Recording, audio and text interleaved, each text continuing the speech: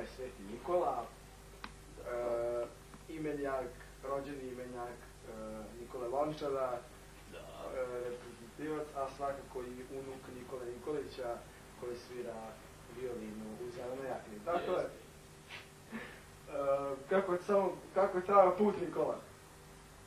Koji put? Koji put? Reci put. Pa, tamno put. Da li imate tamno put ili svetlo put?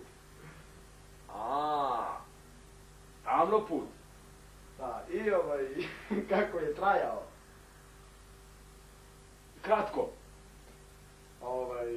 Hvala. Da li se ovdje u našem studiju osjećate udobno? Da, malo sam leđe iskrivio. Dobro. Samo jedno pitanje za vas, što sigurno interesuje sve naše cenjene gledalce, koji su nas do sada nemusno gledali, iako je ovo naša prva emisija. Pitanje, ko vas je tako lepo nacrtao? Čekamo odgovor. Hvala. Spavao sam. Nećemo da vidim kome nacrtao. Nego da vi nama ipak malo ispričate o svom čuvenom kolegi Nikoli Lončaru, reprezentativcu Jugoslavije u košarci. U stvari tamo u hali jednoj. Kao mali igrao je fudbal na igralištu kod svoje zgrade.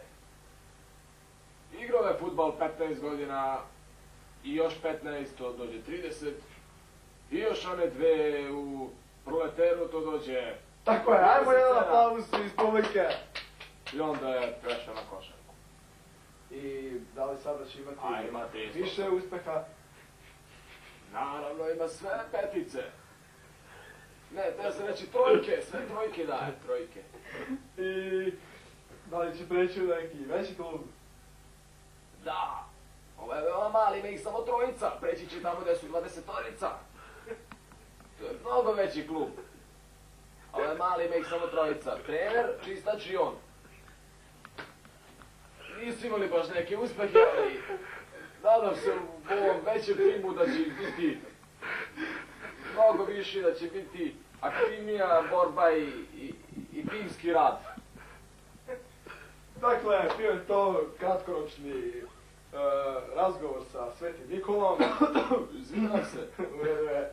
I hvala što ste bili... Upalo mi malo zelene boje u nos, izvinjam se. Hvala što ste bili na emisiji.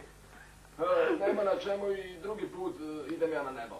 Dakle, to je bio prvi razgovor, a sada... Pomeri se malo, pomeri se. Sad idemo na mnogo zanimljivije teme.